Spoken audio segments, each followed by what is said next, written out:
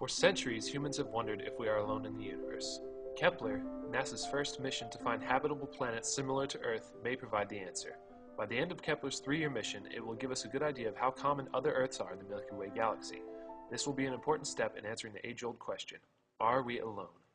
The Kepler satellite is equipped with the largest camera ever launched into space, a 95-megapixel array of charge-coupled devices similar to those in everyday digital cameras. But Kepler lacks the ability to take pictures of the planets it will observe.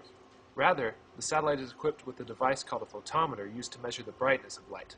Kepler's photometer is so powerful that from its view in space, it could detect one person in a small town turning off a porch light at night. For 4 years, Kepler will continuously measure the brightness of stars similar to the Sun and send information back to science teams on Earth. It works like this. When a planet moves in front of a star, it blocks a portion of that star's light.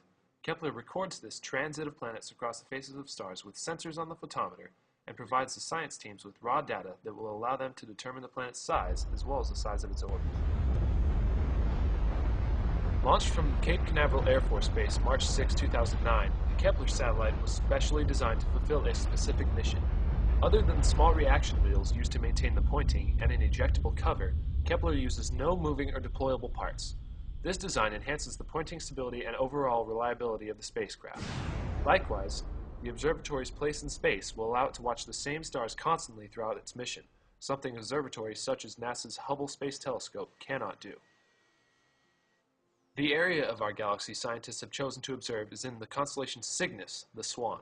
Scientists estimate the area contains over 100,000 stars similar to our own Sun.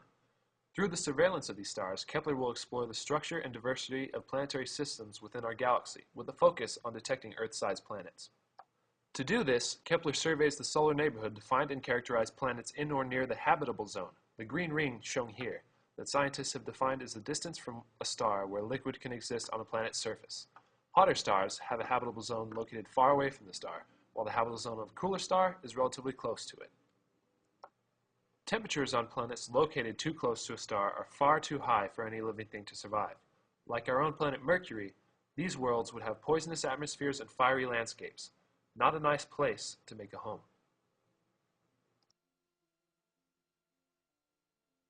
Planets that are outside the habitable zone are too cold to sustain life, much like the once planet Pluto.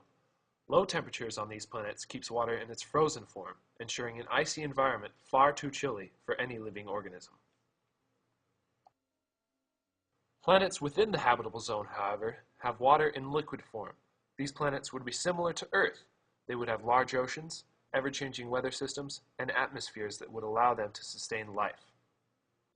Scientists hope that by observing the planets in these zones, they may be able to increase our understanding of how planets form, the characteristics of stars with terrestrial planets, and the structure of individual planetary systems. If Kepler detects many habitable Earth-sized planets, it could mean the universe is full of life. This discovery would lead the way for scientists to conduct a more extensive search for life on other planets.